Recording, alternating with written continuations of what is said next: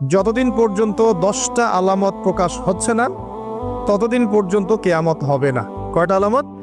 10টা। নবী সাল্লাল্লাহু আলাইহি ওয়াসাল্লাম প্রথমে বললেন 1 নাম্বার হচ্ছে মাসিহুদ দাজ্জাল। কি নাম? মাসিহুদ দাজ্জাল। 2 নাম্বার হচ্ছে ইয়াজুজ এবং মাজুজ। এর আদম সন্তান পৃথিবীতে বের হবে এবং পুরো পৃথিবীটা ম্যাসাকার করে ছেড়ে দিবে। আর মাসিহুদ দাজ্জাল সেও বের হবে শেষ জামানায়, যে ইহুদিদেরকে নিয়ে পুরো বিশ্ব শাসন করবে, বিশ্বের প্রতিটা ডিপার্টমেন্ট সে রুল করবে। এবং দাজ্জালের চেয়ে ভয়ঙ্কর কোনো ফিতনা এই পৃথিবীতে আসে নাই, আসবেও না।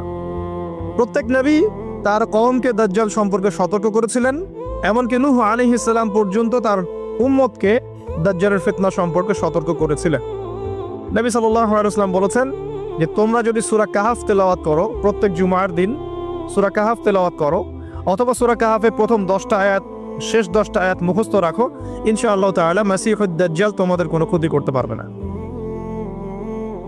1 মাসিহুদ দাজ্জাল, 2 ইয়াজুজ আর মাজুজ, 3 হচ্ছে ঈসা ইবনে মারইয়াম। ঈসা ইবনে মারইয়াম যতক্ষণ পর্যন্ত না আসছেন, পৃথিবীতে আবার ইউটার্ন না করছেন এবং তার হাতে মাসিহুদ দাজ্জাল নিহত না হচ্ছে, কিয়ামত হবে না।